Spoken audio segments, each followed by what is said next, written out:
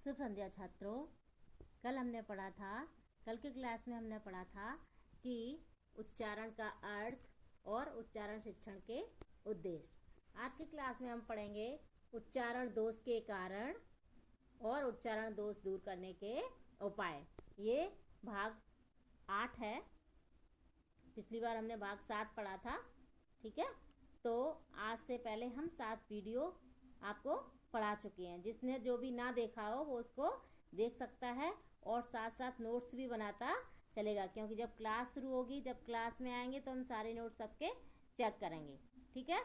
तो अब हम बात करेंगे किस पे, हिंदी उच्चारण दोष के कारण। देखिए, मौखिक रूप से देखें तो उच्चारण दोष के कारण बहुत सारे होते हैं। एक तो क्षेत्रीय भाषा का प्रभाव होता है ना, या किसी को ध्वनियों का ज्ञान सही से नहीं होता है, और या किसी के शरीर में कोई विकार होता है, जैसे कोई किसी की जिह्वा नहीं उठती है, या कोई नाक के स्वर से बोलता है, उस तरह से भी हो जाता है, या किसी अशिक्षा के कारण भी इस तरह के दोष उत्पन्न हो जाते हैं, है ना। तो बहुत सारे दोष होते हैं। उच्चारण जिन बच्चों के शुद्ध नहीं होते हैं उनके बहुत सारे दोष होते हैं, और उनको दूर करने के बहुत सारे उपाय भी होते हैं। तो सबसे पहले हम चर्चा करते हैं उच्चारण दोष के कारण पर।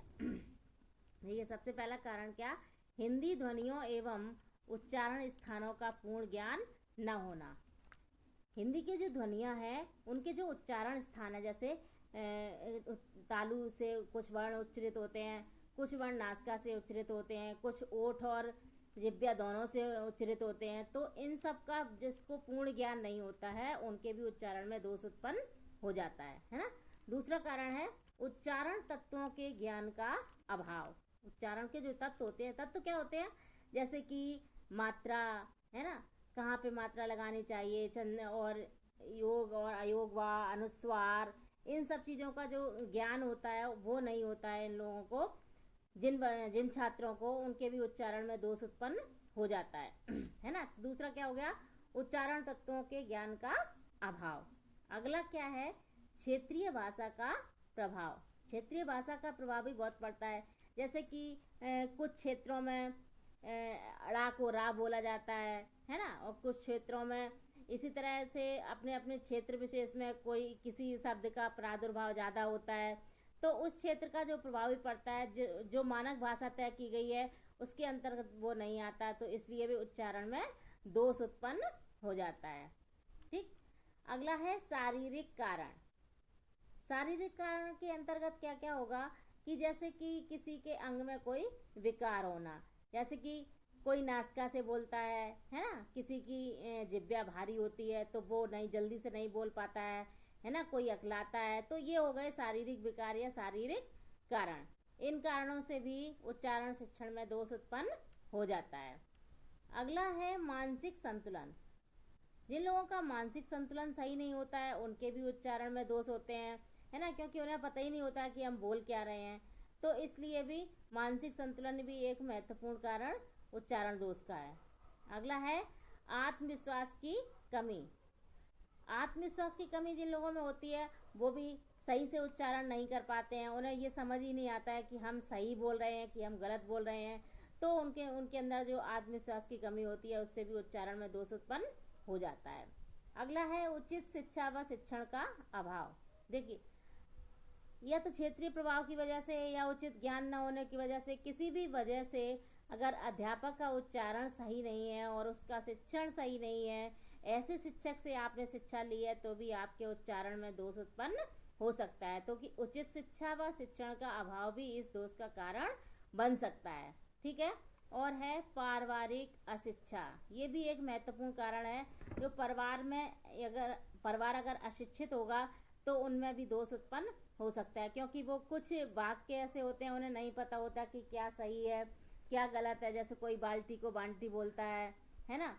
तो इस तरह के जो शब्द होते हैं वो किसके कारण आते हैं, शिक्षा की वजह से आते हैं। तो ऐसे अशिक्षित वातावरण रहने से भी बालक के उच्चारण में दोष उत्पन्न हो जाता है, ठीक। तो ये तो हमने बात की उच्चारण शिक्षण के दोषों की। अब हम इन दोषों को दूर करने के उपाय के बारे में बताएंगे। देखिए, उच्चारण दोष दूर करने के उपाय। सबसे पहला है वाचन का अभ्यास करवाकर छात्रों के उच्चारण को शुद्ध कराया जा सकता है। मतलब जो हम पाठ पढ़ा रहे हैं, जो बच्चों को पढ़ाते हैं, उनको बार बार दोहराया जाए, बार बार उनको दोहराया जाए। और प्राथमिक स्तर पर यही होता है। प्राथमिक जो कक्षाएं होती हैं उनमें सबसे पहले क्या किया जाता है, बच्चों से जैसे कि पहाड़े हैं या कोई कविता है, उनसे बार बार सुनी जाती है, बार बार सुनी जाती है। तो उससे क्या होता है, उनके उच्चारण के जो दोष होते हैं वो दूर हो जाते हैं। ठीक है, तो प्राथमिक कक्षाओं में यह विधि सर्वथा उपयुक्त है। इसके बाद उच्चारण शिक्षण को दूर करने के उपाय के अंतर्गत शिक्षक द्वारा कठिन शब्द या वाक्यों का स्वयं शुद्ध उच्चारण कर, मतलब अध्यापक को स्वयं क्या करना चाहिए, स्वयं शुद्ध उच्चारण करना चाहिए। और फिर बालकों से शुद्ध उच्चारण करवाकर बार बार आवृत्ति करवाकर अशुद्धि दूर की जा सकती है।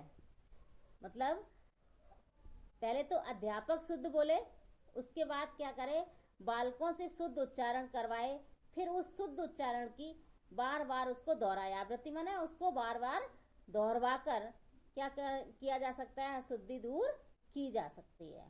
ठीक, उसके बाद संयुक्ताक्षर तथा संधि युक्त शब्दों को खंडों में विभक्त करके शुद्ध उच्चारण सिखाया जा सकता है।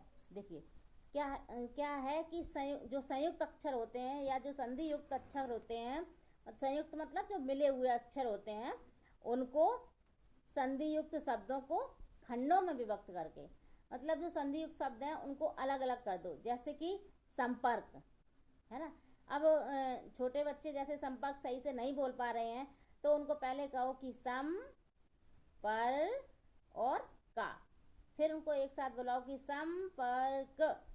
इस तरह से भी हम उच्चारण शिक्षण के दोष को दूर कर सकते हैं। अगला है छात्रों से टेप रिकॉर्डर, ग्रामोफोन, रेडियो आदि के साथ उच्चारण करा के उच्चारण में सुधार किया जा सकता है। अर्थात एक टेप रिकॉर्डर लेके हम जो कठिन शब्द होते हैं उनको रिकॉर्ड कर लेते हैं, फिर रिकॉर्ड करने के बाद हम बच्चों को सुनाते हैं और फिर बच्चों से बोलते हैं कि उनके साथ साथ आप भी उसको बोलो।